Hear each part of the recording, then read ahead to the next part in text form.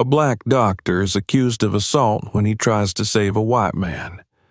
The police won't listen to his explanation, and viewers learn how one biased decision will change the life of an innocent man. Can justice be served? Be sure to subscribe so you don't miss the continuation of this story. Write in the comments where you watched this video, and do you think it could have ended differently? The quiet hum of the hospital's corridors had been a constant companion for Dr. Michael Wright throughout his long shift. For the past 15 hours, he had been treating patients with various ailments, from broken bones to life-threatening illnesses. His expertise as a seasoned physician had been put to the test multiple times that day, yet he had handled each case with precision and care. Now, as the day was drawing to a close, he was ready to return home. His family had sent him texts throughout the day, and the thought of finally seeing his wife and children after a long, taxing day lifted his spirits. Michael had always been committed to his work. Ever since he graduated from medical school, he had taken pride in the trust people placed in him to save lives. He was a man of integrity, deeply compassionate, and known for his calm demeanor in high-pressure situations.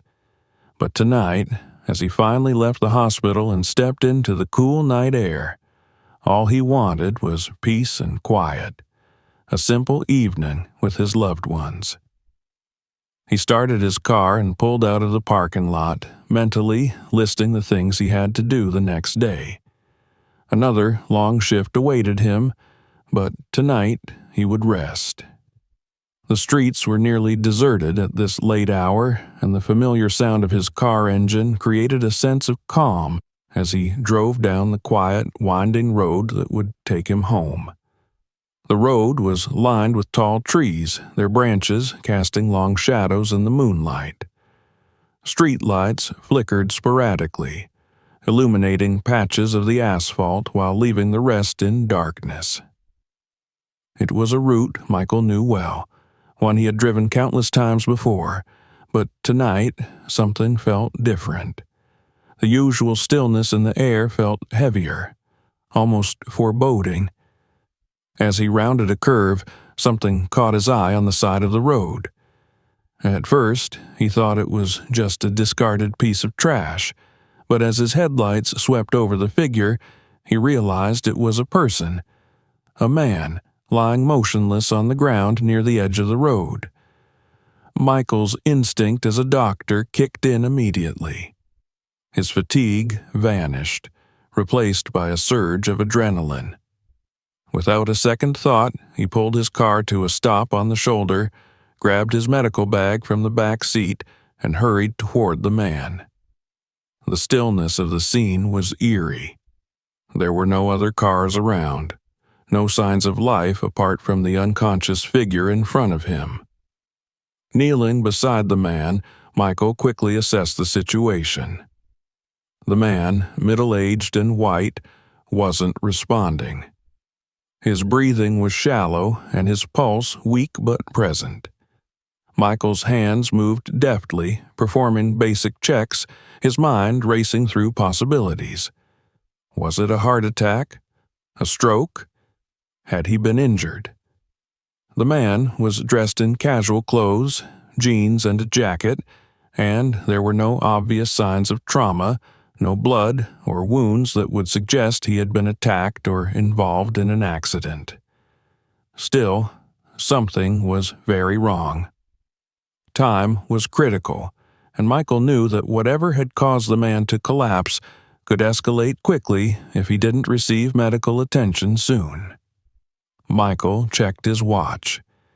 He needed to call for an ambulance, but in the meantime, he would do what he could to stabilize the man. He opened his medical bag, pulling out the necessary tools, and began working methodically, focusing solely on his patient. His training had taught him to compartmentalize, to shut out distractions in moments like these, and now he was fully in doctor mode. The cool night air brushed against his skin as he worked, heightening his senses. His focus was so intense that he didn't notice the faint sound of an approaching car until it was already near. Headlights flooded the scene, casting long shadows across the road. Michael didn't look up at first, assuming it was just a passerby, someone who would keep driving, but the car slowed as it neared, eventually pulling over to the side of the road just behind Michael's vehicle. For a brief moment, Michael's mind flickered with concern. It was late, and the road was isolated. He didn't want to be disturbed while helping the man, but perhaps the driver was just curious. A middle-aged man stepped out of the car, his face partially hidden in the shadow. Michael sensed the person's hesitation as they approached. "Hey, everything all right here?" the man called out, his voice filled with uncertainty. Michael glanced up, nodding briefly. "I'm a doctor. This man's unconscious. I'm stabilizing him until I can call for help." The man's expression shifted. It was subtle, but there was a flicker of something in his eyes, something Michael had seen before, though he couldn't immediately place it. Fear? Distrust? Perhaps even suspicion. "I see," the man replied, his voice now more guarded. He took a step back, his eyes scanning the scene as if trying to piece together something that didn't fit in his mind. Michael didn't have time to dwell on it. He continued his work, checking the unconscious man's pulse again, but something about the other man's presence unsettled him. The way the man hovered nearby, watching, felt invasive, almost accusatory. Michael had no reason to feel guilty. He was helping someone in need, but he couldn't shake the discomfort creeping up his spine. After a moment, the man behind him pulled out his phone. Michael didn't notice at first, focused as he was on his patient, but the distant sound of the man's voice brought him back to the present. "Yeah, I'm on West Road near the bend. There's a guy, black guy, kneeling next to some white dude, looks unconscious. Something's not right here. You might want to send someone." The words hit Michael like a ton of bricks. He froze for a moment, disbelief washing over him. Did this man just... He couldn't have misunderstood, but the emphasis on black guy and white dude made it clear. This stranger wasn't seeing a doctor trying to save a life. He saw a threat, an intruder, someone who didn't belong. Michael swallowed hard, trying to focus. He had to ignore it. The man on the ground was his priority, but now every movement felt heavier, every glance from the stranger more intense. What had been a life-saving mission now felt like something darker, more dangerous. He wasn't just battling time to save this man's life. He was battling assumptions and prejudices, too. Minutes passed, though they felt like hours. Michael continued his work, barely able to push aside the tension building inside him. He had called for an ambulance, but the other man had called the police, and that changed everything. The road remained empty except for their two cars, the unconscious man and the looming presence of the stranger, who now stood farther back, watching with a mixture of suspicion and unease. Michael's heart raced, but not from the medical emergency in front of him. It was the growing certainty that he was being judged, not for his actions, but for who he was. The sound of sirens cut through the stillness, growing louder by the second. The flashing lights appeared in the distance, and Michael let out a silent breath of relief. Help was on the way. Medical help. But then, behind the ambulance, he saw the flashing lights of a police car, and with it, everything was about to get much, much worse. The sirens pierced the stillness of the night, growing louder with each second. Michael's pulse quickened as the ambulance came into view, its flashing red and blue lights illuminating the dark road in a chaotic swirl. But behind it, the unmistakable glare of a police cruiser's lights appeared, casting an ominous shadow over what should have been a moment of relief. Michael took a deep breath, trying to steady himself. His hands were still on the unconscious man, carefully monitoring his pulse and breathing. He told himself to focus, to stay in control, but the sight of the approaching police cruiser filled him with a growing sense of dread. He had always been careful to stay calm under pressure, a skill he'd honed over years of medical practice. But this felt different. The situation had taken on a life of its own, and now it wasn't just about saving a life, it was about defending his own actions, his own character. The ambulance pulled up first, and the paramedics quickly jumped out, hurrying toward him. Michael stood up slowly, stepping aside to allow them access to the unconscious man. He explained the situation briefly, his voice steady but tense. "I found him on the side of the road, unconscious. He's breathing but unresponsive. I think it could be a heart attack or stroke. I started administering first aid while waiting for help."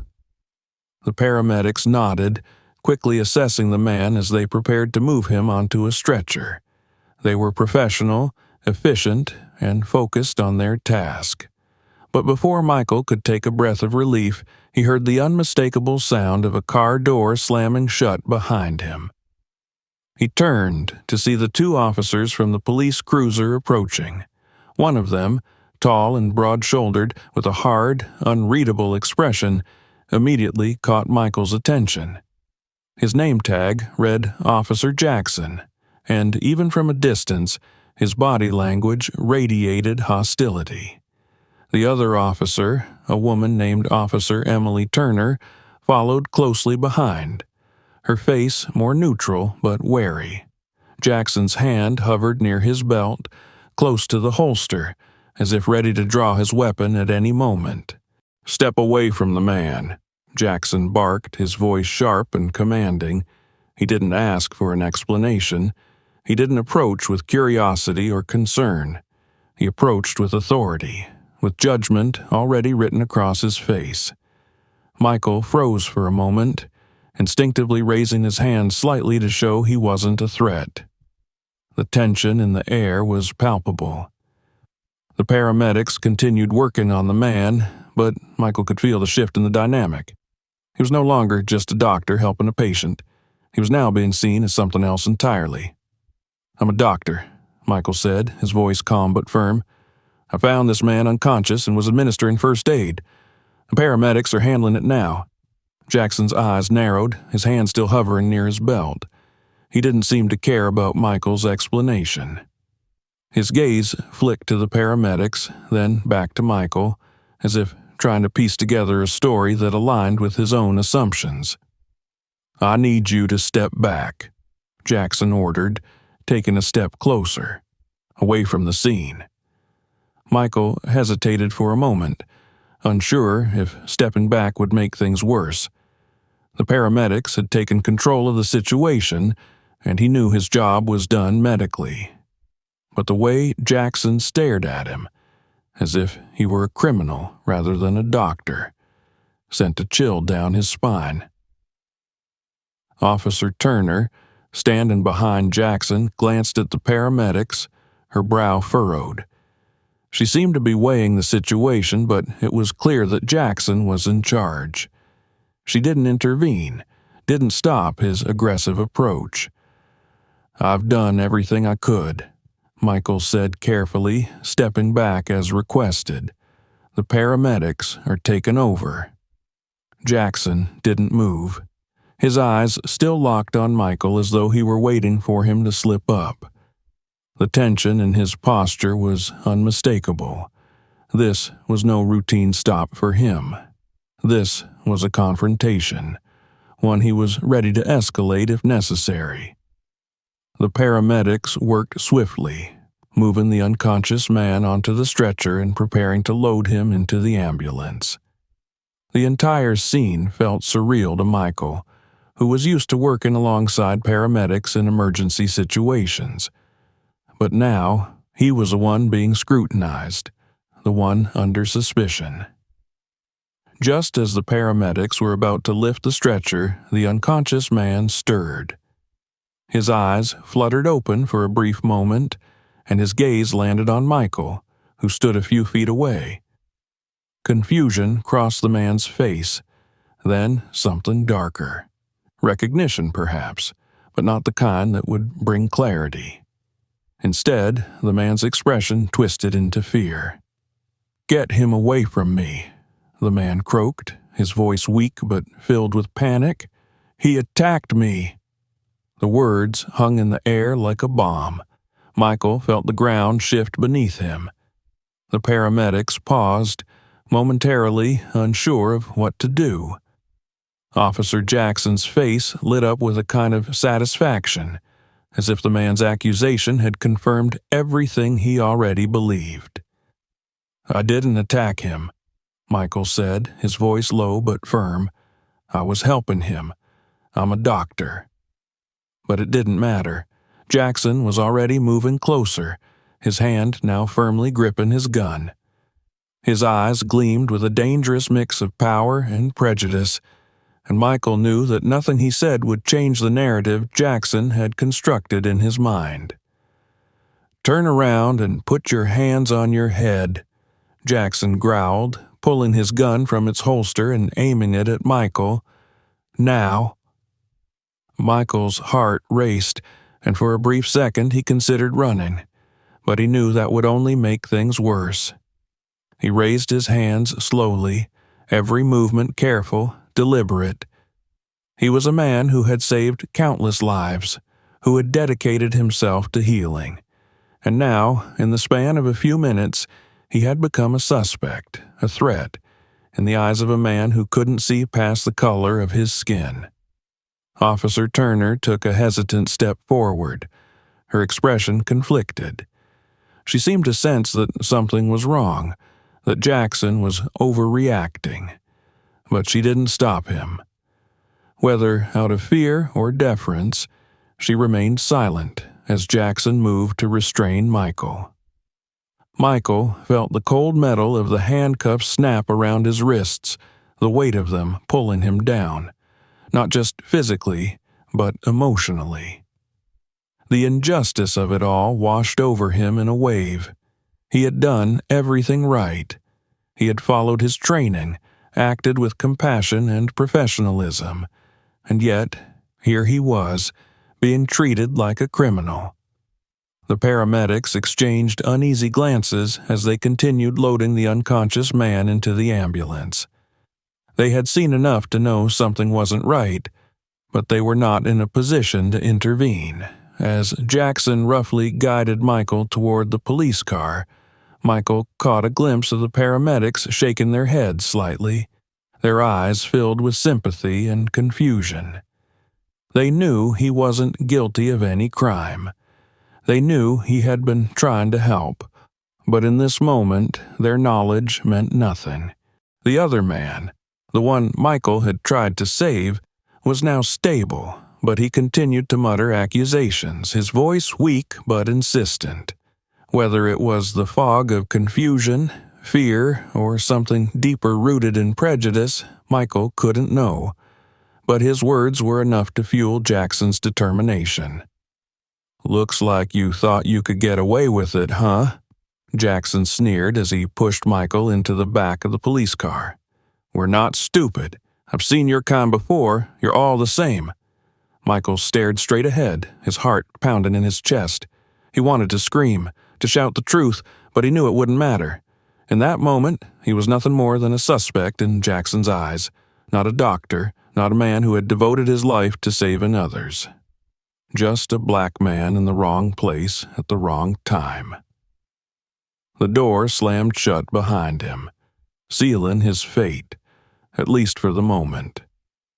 The flashing lights outside the car cast eerie shadows across the interior, and for the first time in his life, Michael felt truly powerless. In the distance, the ambulance drove away, carrying the man he had tried to save, and Michael was left alone in the back of the police car, with Jackson's words echoing in his ears. The cold steel of the handcuffs bit into Michael's wrists as he sat in the back of the police car, his breath shallow, his mind racing. The rhythmic flashing of the blue and red lights outside painted the inside of the cruiser in unsettling streaks of color, as though the world itself had been thrown off balance. The injustice of what was happening weighed heavily on him, but in that moment, he had no time to process it. All he could do was focus on breathing, trying to remain calm as the situation spiraled further out of control. Outside, Officer Jackson was speaking into his radio, his voice authoritative and clipped. He hadn't given Michael a second look since throwing him into the back of the car, as though his job was done, and his assumptions had been confirmed. In Jackson's mind, Michael was already guilty. The details didn't matter. Michael's throat felt tight as he watched through the window. The paramedics were still there, securing the unconscious man into the back of the ambulance. One of them, a younger man, looked back toward the police cruiser with a concerned expression, his brow furrowed as if he wanted to say something but knew better than to interfere. Michael's thoughts raced as the weight of the handcuffs dug deeper into his skin. He had been trained to keep his composure in the most stressful situations, emergency surgeries, critical trauma cases, moments where life and death hung in the balance. But this was different. This wasn't something his medical training had prepared him for. This was a situation where no amount of expertise or professionalism could save him. The back door of the police cruiser opened, and Jackson climbed in, his face a mask of authority and disdain. He didn't look at Michael as he sat down in the driver's seat, adjusting the radio on his chest. "Dispatch, I've got a black male in custody," Jackson said into his radio. His voice carried the same certainty as if he were reporting a routine traffic violation. "Suspect was found at the scene of an assault. Victim is being transported to the hospital. We'll bring the suspect in for questioning." The words felt like a punch to Michael's gut. Suspect. That was who he was now. Not a doctor, not a man who had stopped to help, but a suspect in some imagined crime. The absurdity of it all made his stomach churn, but there was no use protesting now. He had seen it too many times, the assumption of guilt based solely on the color of his skin. Officer Turner, who had remained quiet until now, walked over to the passenger side of the car. She paused, glancing briefly at Michael through the window. For a moment, her eyes softened, and Michael thought he saw a flicker of doubt in her expression. But she quickly masked it, opening the door and sliding into the passenger seat beside Jackson. "We need to get him back to the station," Jackson said as he revved the engine, pulling the car away from the scene. "Let's see what kind of story he tries to spin once we get him in the interrogation room." Turner didn't respond immediately. Her eyes flicked back to Michael in the rearview mirror, and for a second, their gazes locked. Michael saw something in her face, a hesitation, a question she wasn't asking. He could sense that she wasn't entirely comfortable with how Jackson was handling the situation, but she wasn't challenging him either. Michael leaned forward slightly, his voice calm despite the storm of emotions swirling inside him. "Officer Turner," he began, addressing her directly, trying to reach the part of her that still seemed open to reason. "I didn't do anything wrong. I'm a doctor. I was helping that man when he collapsed. I didn't hurt him. You have to understand that." Turner glanced at Jackson, who stiffened at the sound of Michael's voice. "You'll have a chance to tell your side of the story at the station," Jackson snapped, his tone sharp. "For now, you keep quiet." Michael sat back, biting his tongue. Arguing wouldn't get him anywhere right now, not with Jackson, but Turner. There was something in her hesitation that made him think she might listen. that she might be willing to look past the surface and see the truth. The car sped down the empty road, the night stretching out endlessly before them. Michael's thoughts were consumed with the events of the last hour. How had everything gone so wrong, so quickly? One moment he had been a doctor saving a life, and the next he was sitting in the back of a police car branded as a criminal. His mind flashed back to the man on the ground, his pale face twisted in confusion and fear as he accused Michael of attacking him. It didn't make sense. Michael had done nothing but try to help. But the man's fear had spoken louder than reason, louder than logic. And Jackson had been all too willing to accept the false narrative, to see what he wanted to see. As they approached the station, Michael's heart pounded harder. He knew what was coming. Hours of questioning, of being treated like a suspect, of having to defend himself against baseless accusations. And, in the meantime, his family would be waiting for him at home, wondering why he hadn't come back, why his calls had gone unanswered. His children would ask where their father was, and his wife would worry, her mind racing with worst-case scenarios. The car came to a stop in front of the police station, the stark building looming ahead like a fortress.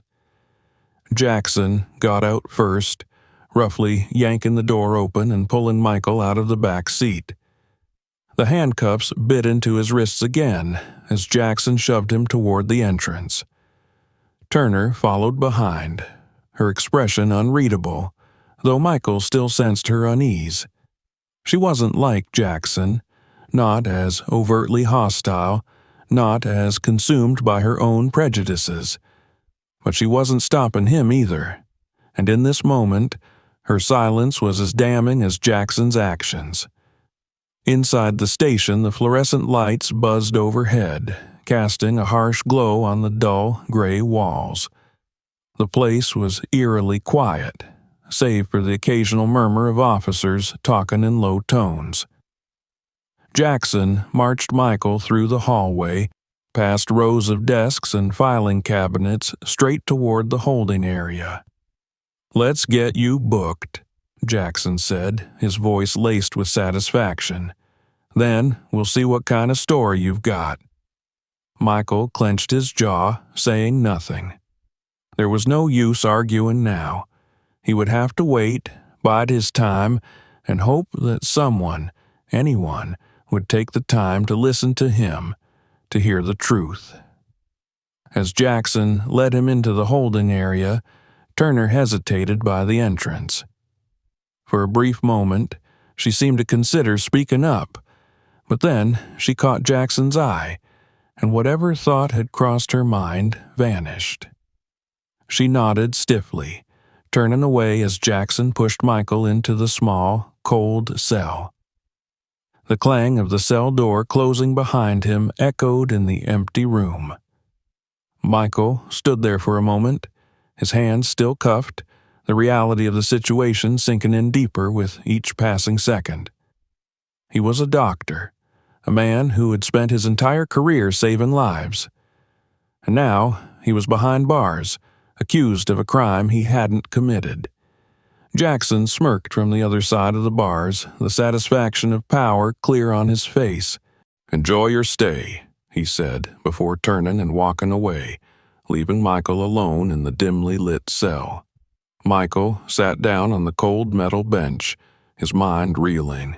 He had seen stories like this play out before, heard about the injustice faced by so many others who looked like him, but now it was happening to him. He was living it. He closed his eyes, taking a deep breath, trying to calm his racing heart. He had to stay focused. He had to find a way out of this. There had to be someone who would listen, someone who would believe him. Minutes passed, then hours. Michael didn't know how long he sat there, staring at the walls of his cell, replaying the events in his mind. He knew that his colleagues at the hospital would eventually wonder why he hadn't come home, but he also knew that the system wasn't always quick to correct its mistakes. He could be stuck here for hours, even days, before anyone believed he wasn't guilty. And then, out of the corner of his eye, Michael saw movement. He turned to see Officer Turner standing at the edge of the hallway, looking at him through the bars. She didn't say anything, but there was something in her expression, something that told him she wasn't entirely convinced of his guilt. For the first time that night, Michael allowed himself a glimmer of hope. Maybe, just maybe, she would be the one to listen. The hours dragged on, a blur of harsh fluorescent lights, cold metal walls, and the relentless ticking of a clock that seemed to mock Michael's helplessness. Every moment he spent in that holding cell deepened the feeling that the world outside was moving without him, that the truth, his truth, was slipping further out of reach. He had been reduced to just another black man in cuffs, sitting alone in a police station, branded with a false narrative that had already taken root in the minds of those who should have known better. Michael sat on the hard bench, his back against the cold wall, trying to keep his thoughts from spiraling. His mind jumped between fear and frustration. How had everything gone so wrong? The memory of Jackson's smirk still lingered, his voice dripping with prejudice, confident that the system was on his side. He closed his eyes, forcing himself to breathe deeply. He knew that panicking wouldn't help. He had to stay calm, had to hold on to the hope that someone, perhaps Officer Turner or his colleagues at the hospital, would intervene. Surely his family would have noticed his absence by now. His wife, Elise, would be worried sick, calling the hospital, calling his phone, trying to figure out why he hadn't come home. And his children. God, how would he explain this to his children? The thought of his family filled him with equal parts dread and resolve. He couldn't afford to lose hope. Not now. A soft click broke the silence, pulling Michael from his thoughts. He glanced toward the hallway, and there she was again, Officer Turner. She stood at the edge of the holding area, her eyes scanning the room before landing on him. There was something different about her demeanor this time, something almost hesitant. She wasn't the confident officer who had walked into the scene hours ago. Her shoulders were slumped, her brow furrowed as if she was grappling with an internal conflict. For a moment, Michael thought she might say something. He sat up straighter, locking eyes with her, silently pleading for her to speak, to acknowledge the injustice that was unfolding. But she remained silent, her gaze shifting from him to the corridor behind her. And then, just as quickly as she had appeared, she turned and walked away, leaving Michael alone with his thoughts once more. A few more agonizing hours passed before the silence of the station was broken again. This time it wasn't the quiet presence of Turner, but the sharp ring of a phone from somewhere beyond the holding area. Michael could hear the muffled conversations of officers at their desks, the clatter of keyboards, and the occasional rustling of papers. It was a world just beyond his reach, yet it felt so far away. Then a commotion stirred. Voices were rising, footsteps quickening. Michael strained to hear what was going on, but the thick walls of the holding cell muffled most of the sound. He couldn't make out the details, but the tension was palpable. Something had changed. Moments later, the door to the holding area opened, and Officer Turner reappeared. This time her face was pale, her lips pressed into a thin line. She walked toward the cell with purpose, but her expression betrayed the storm of thoughts racing through her mind. "Dr. Wright," she said, her voice quiet but firm, "you're being moved." "Moved?" Michael frowned, unsure of what she meant. Was this another step in the process of his wrongful detention, or was something else happening? "Where am I being moved to?" he asked, his voice hoarse from hours of silence.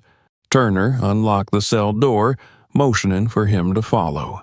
Michael stood slowly, his muscles stiff from sitting in the same position for so long. He followed her down the narrow hallway, past rows of desks where officers were now glued to their computer screens, their faces tense. The air felt different, charged with an energy that hadn't been there before. When they reached the interview room, Turner opened the door and stepped aside to let Michael in.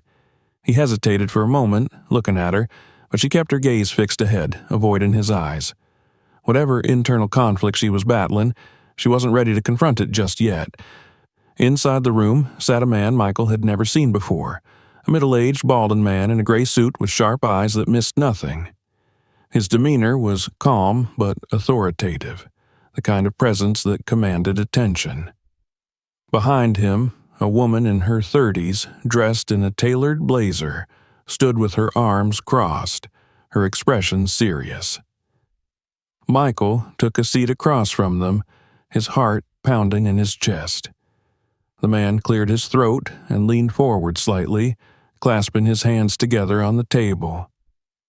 "Dr. Wright," he began, his voice measured, "my name is James Elliott. I'm a lawyer with the Civil Rights Defense Fund. This is Maria Hayes, one of our lead investigators." Michael blinked in surprise. The Civil Rights Defense Fund? How had they gotten involved so quickly? "We've been contacted by several people who are deeply concerned about your arrest," Elliott continued, his eyes fixed on Michael.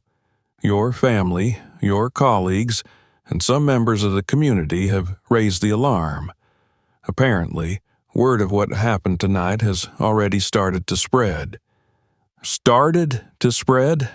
Michael echoed, still trying to wrap his mind around the sudden turn of events.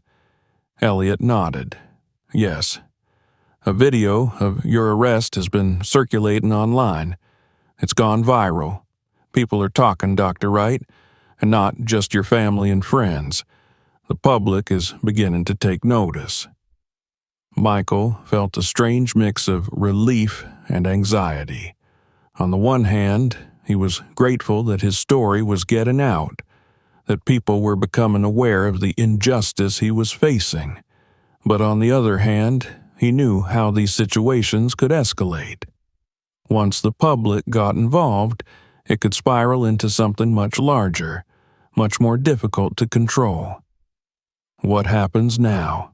Michael asked, his voice steady, though his heart was racing. Elliott exchanged a glance with Maria before responding. "We're going to do everything we can to get you released. The fact that you were wrongfully detained is already causing an uproar, and we'll use that to your advantage. We've also gathered statements from the paramedics who were on the scene. They've confirmed that you were acting in a medical capacity and that you never posed any threat." Michael's breath hitched slightly at the news. The paramedics had spoken up on his behalf. That was something. That was progress. "But the situation is complicated," Maria interjected, her voice serious. "Officer Jackson, the one who arrested you, has a reputation. This isn't the first time he's been involved in a racially charged incident, but he's always managed to cover his tracks. The department has protected him before, and they may try to do it again." Michael clenched his fists under the table, anger surging through him. Of course.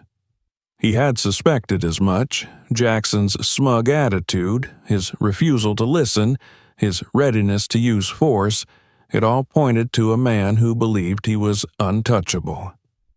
"We're going to push back," Elliott said, his voice firm, "but you need to be prepared. This is going to get messy, especially now that the media has picked up the story. There are already protests being organized outside the station. People are demanding your release." Michael's mind reeled. Protests? It was all happening so fast. He had gone from being a doctor trying to save a life to the center of a public outcry within the span of a few hours.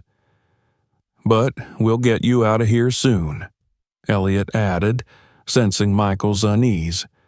"And when we do, we'll make sure that your story is heard. This won't go away quietly." Michael nodded, his emotions swirling between relief, anger, and uncertainty. He didn't want to be the face of a scandal. He hadn't asked for this. All he had done was stop to help a man in need. But now, it seemed, the situation had taken on a life of its own.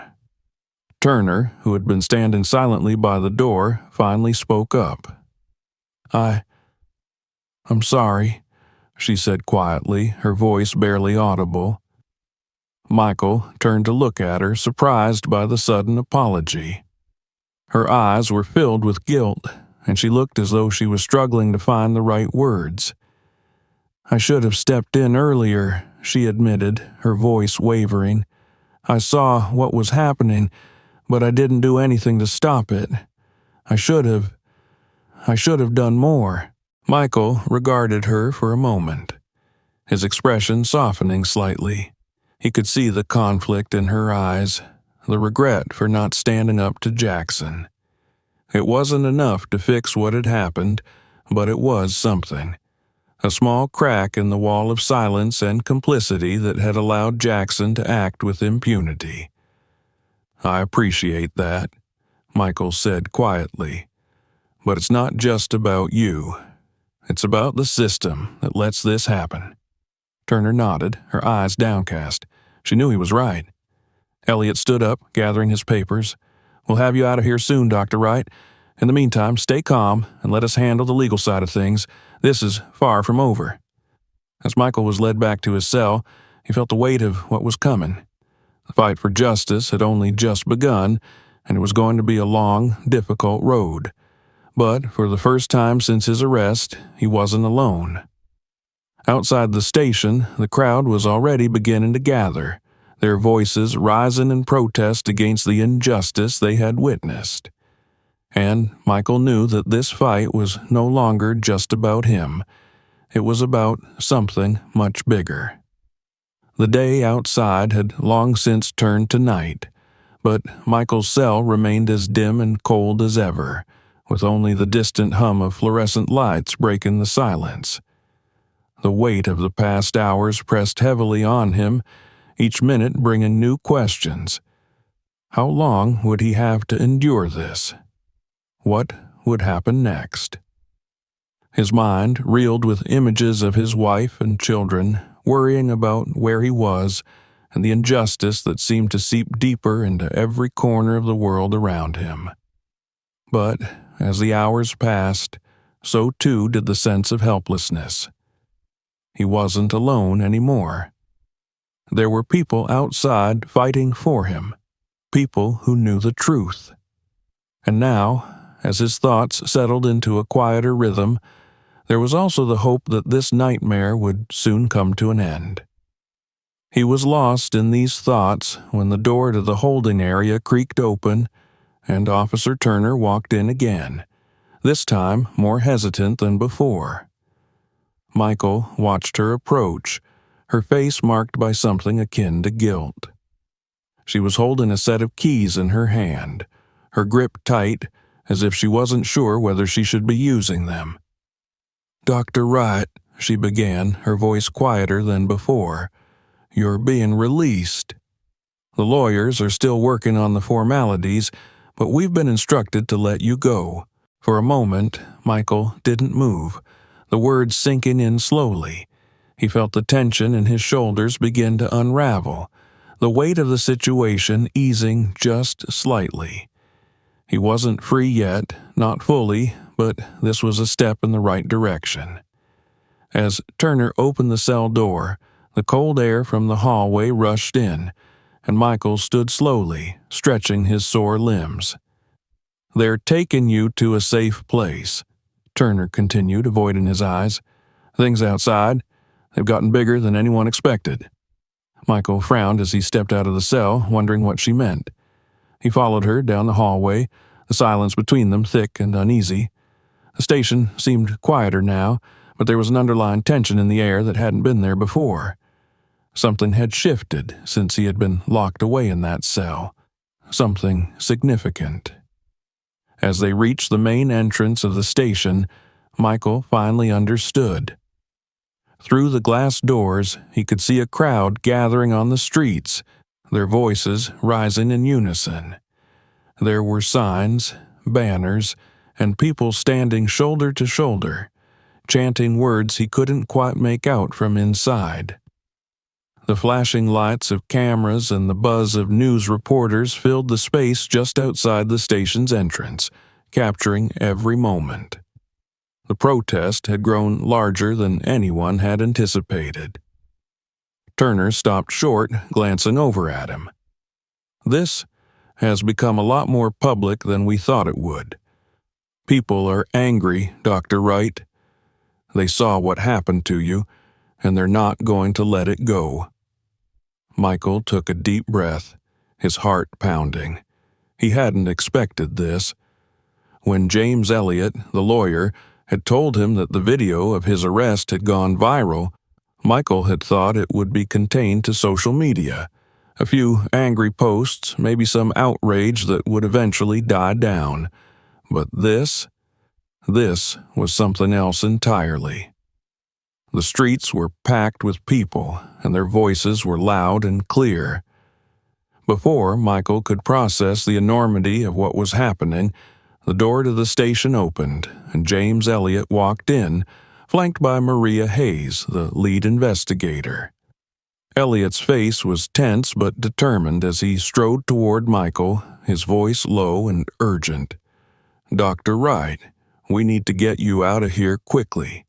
Things are escalating, and we don't want you caught in the middle of what's going on outside. The crowd is demanding justice, but we need to move carefully. The department is still trying to protect Officer Jackson, but the pressure is mounting." Michael nodded, still trying to wrap his mind around the scale of the situation. The crowd, the media, the legal fight, it was all happening so fast. He had gone from a doctor saving a life to the face of a growing movement in less than 24 hours. Elliott motioned for Michael to follow him, and together they headed toward the back exit of the station, away from the crowd. As they walked, Elliott spoke quickly, outlining the next steps. "We're going to take you to a secure location where you can be with your family," he explained. "There's already been a lot of media coverage, and it's only going to grow. You'll need to give a statement at some point, but for now, focus on staying safe. We're working on getting Officer Jackson suspended while we gather more evidence." Michael's chest tightened at the mention of Jackson. The memory of the officer's smug face as he had been handcuffed still lingered, the sting of that moment fresh in his mind. He wanted justice, not just for himself, but for everyone who had been treated the way he had, for every black man and woman who had been wrongfully accused, who had been targeted because of the color of their skin. As they reached the back door, Elliott paused, turning to face him. "There's something else you need to know," he said, his tone somber. "We've uncovered some information about Officer Jackson that's going to be important as we move forward."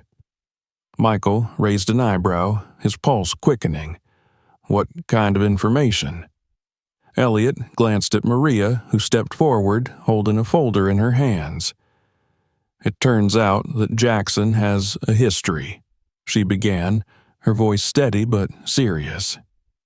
"This isn't the first time he's been involved in racially motivated incidents.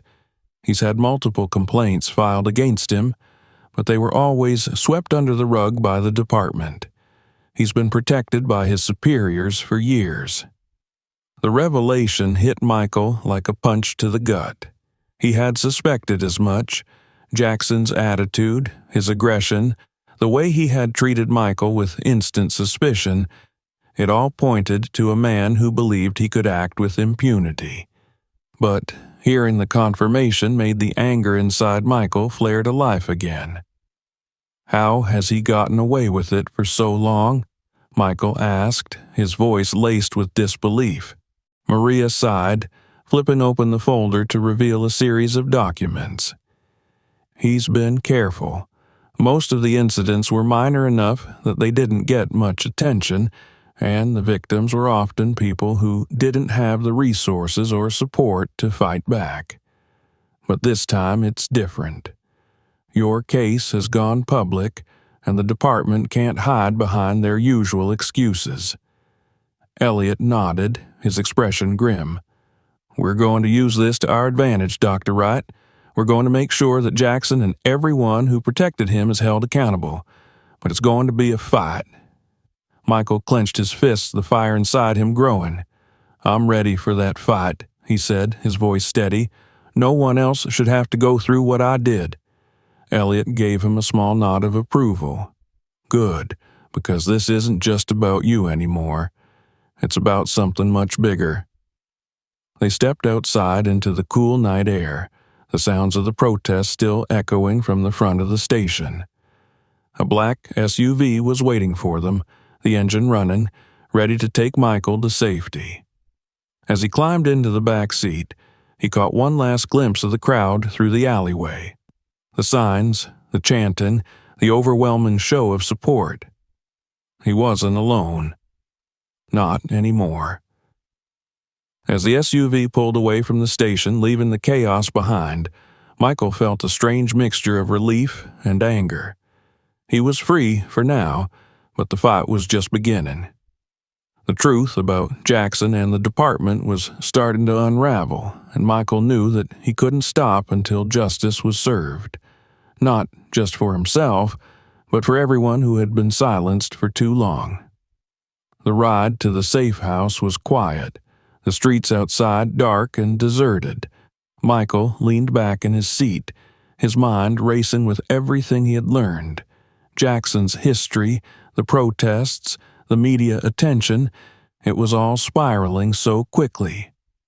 But even as the chaos swirled around him, Michael felt a sense of clarity settling over him. He knew what he had to do. He had to fight. Not just for himself, but for his family, for his community, for everyone who had been wrongfully targeted because of the color of their skin. And as the SUV turned the corner, taking him away from the station and toward the next chapter of the battle ahead, Michael made a silent promise to himself. He would not let this go. He would see it through to the end, no matter how long it took. The days following Michael's release passed in a blur of media frenzy, legal briefings, and the overwhelming support of a community that had rallied behind him. As he sat in the living room of the safe house, the tension that had once filled his chest had been replaced by a steady resolve. The fight was far from over, but for the first time since the night of his arrest, Michael felt a sense of control returning to his life. His wife, Elise, and their children had joined him at the safe house the day after his release. Seeing their faces, the worry etched deeply into Elise's brow and the confusion in his children's eyes, had been both a comfort and a reminder of what was at stake. This wasn't just about clearing his name. This was about ensuring that his family never had to go through something like this again. News reports played on the television constantly, with the faces of pundits and experts flashing across the screen, debating what had happened to Michael and how the system had failed. The protests outside the police station had grown larger, with civil rights groups, community leaders, and even celebrities speaking out in support of Michael. The story had become national news, the video of his arrest spreading across social media like wildfire. In every corner of the country, people were talking about what had happened to Dr. Michael Wright. But behind the scenes, a more insidious fight was unfolding. Officer Jackson, the man who had wrongfully arrested him, remained on duty. Despite the overwhelming evidence of his misconduct, the police department had not suspended him, at least not yet. Jackson's superiors had tried to shield him, to downplay the incident as a misunderstanding, but the pressure was mounting.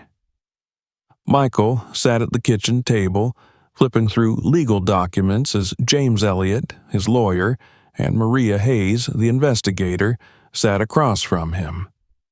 Their expressions were grim, though Michael had learned that this was their default mode in times of stress.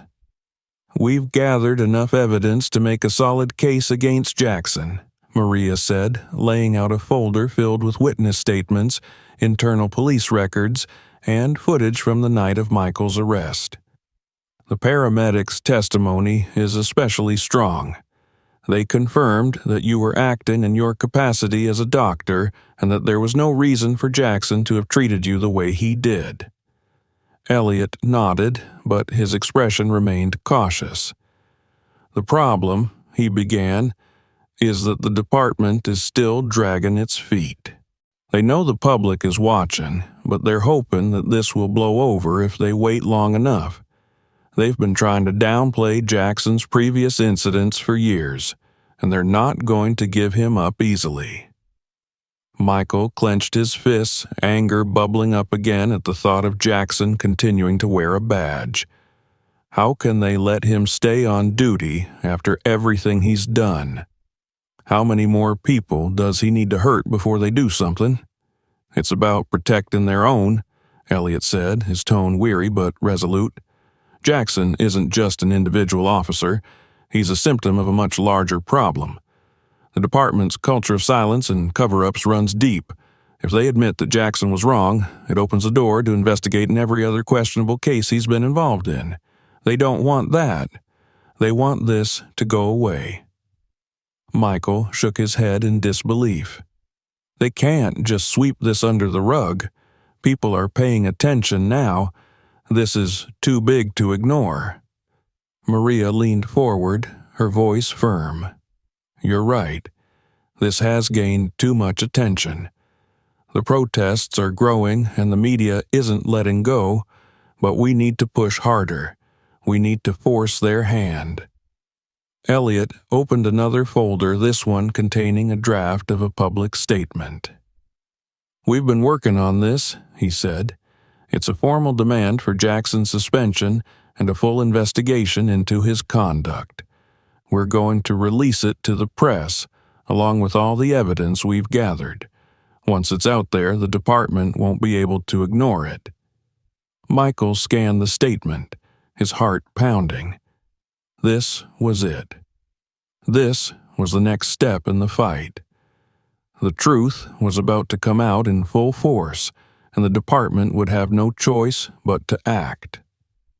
"When do we release it?" Michael asked, his voice steady. "Tomorrow morning," Elliott replied. "We're holding a press conference outside the courthouse. The media will be there, along with your supporters. We'll make sure the whole country knows what's going on." Michael nodded, his resolve hardening. This wasn't just about him anymore. It was about everyone who had ever been wrongfully accused, everyone who had been silenced by a system that protected its own at the expense of justice. He would be their voice. The following morning, Michael stood in front of the courthouse steps, surrounded by a sea of supporters. Signs and banners filled the air, with messages calling for justice, accountability, and the suspension of Officer Jackson. The press was out in full force, cameras flashing and microphones pointed in Michael's direction. James Elliott stood beside him, his expression calm but determined. As the crowd quieted, Elliott stepped forward to the podium, holding the statement in his hand. "Good morning," he began, his voice carrying over the crowd. "We are here today to demand justice for Dr. Michael Wright and to call for the immediate suspension of Officer Jackson, whose actions on the night of Dr. Wright's wrongful arrest were not only inappropriate, but unlawful. We have gathered substantial evidence, including eyewitness testimony, video footage, and records of Officer Jackson's previous misconduct, which the department has consistently ignored. The crowd murmured in agreement, their voices rising in support. Elliot continued, his tone sharp and unyielding. The time for silence is over. The department can no longer protect Officer Jackson at the expense of the truth. We are calling for a full investigation into his conduct, as well as a review of the department's handling of similar cases. Dr. Wright's arrest was not an isolated incident. It is part of a larger pattern of abuse that has been allowed to fester unchecked. He paused, letting the weight of his words settle over the crowd. As of today, we are filing a formal complaint with the city, demanding that Officer Jackson be removed from duty immediately, pending a full investigation. We will not rest until justice is served. The crowd erupted in applause, their voices blending into a powerful chant of "Justice for Dr. Wright, justice for all." Michael stepped forward, his heart pounding as he faced the crowd. The cameras flashed, capturing every moment. He took a deep breath before speaking. "I want to thank all of you for being here today," he began, his voice steady but filled with emotion. "I never expected to be standing here, in front of all of you, fighting for my own freedom and for the justice that so many people deserve. What happened to me was wrong, but it's not just about me. It's about every black man and woman who has been treated like they don't belong, like their lives don't matter. We cannot allow this to continue." The crowd cheered, their voices filling the air with hope and determination. "This fight isn't over," Michael continued, "but I promise you, I will not stop until Officer Jackson is held accountable. I will not stop until the system that protects people like him is exposed for what it is. And I will not stop until we have justice, not just for me, but for all of us." As Michael stepped back from the podium, the crowd's cheers echoed in his ears, a powerful reminder that he was no longer fighting alone. This was bigger than him, bigger than any one person. The movement for justice had taken on a life of its own, and there was no stopping it now. The press conference sent shockwaves through the city. Within hours, the police department released a statement announcing that Officer Jackson had been suspended pending an internal investigation. It was a small victory, but a victory nonetheless. The fight wasn't over, but the tide was turning. Over the next few weeks, the investigation into Jackson's conduct revealed a disturbing pattern of behavior. Years of racial profiling, excessive force, and misconduct that had been covered up by his superiors. The department was forced to confront its own corruption, and several high-ranking officers were placed on administrative leave as the investigation expanded. For Michael, the journey was far from over. The legal battle continued, and the scars from his wrongful arrest would take time to heal. But as the days passed, he began to see the impact of his fight. The protests grew larger, and more people began to speak out, demanding accountability and change. One evening, weeks after the press conference, Michael sat with his family in the living room of their home. The chaos of the past months had settled into something more manageable, and for the first time in a long while, they could simply be together without the weight of the world pressing down on them. Elise sat beside him, her hand resting on his, their children playing nearby. The television was on in the background, the news anchor reporting on the latest developments in the investigation. "Breaking news," the anchor announced. "Officer Jackson, the police officer involved in the wrongful arrest of Dr. Michael Wright, has officially been charged with misconduct and abuse of power." The city has also announced a comprehensive review of the police department's handling of similar cases, with reforms expected to be implemented in the coming months. Michael let out a breath he hadn't realized he'd been holding. It wasn't over yet, but it was a step in the right direction. Justice was being served, slowly but surely. As he looked around at his family, their faces filled with love and hope, Michael knew that the fight had been worth it. They were safe, and the world was beginning to change, one step at a time, and in the end, that was all he could ask for. Thank you for watching this story to the end. If you liked it and want to know more about similar situations, don't forget to subscribe to our channel so you don't miss new stories. Give it a like and share this video with your friends to discuss what you would do in a similar situation. And don't go away. There are many more interesting videos on our channel that may interest you. Just click on one of the videos on the screen and keep watching.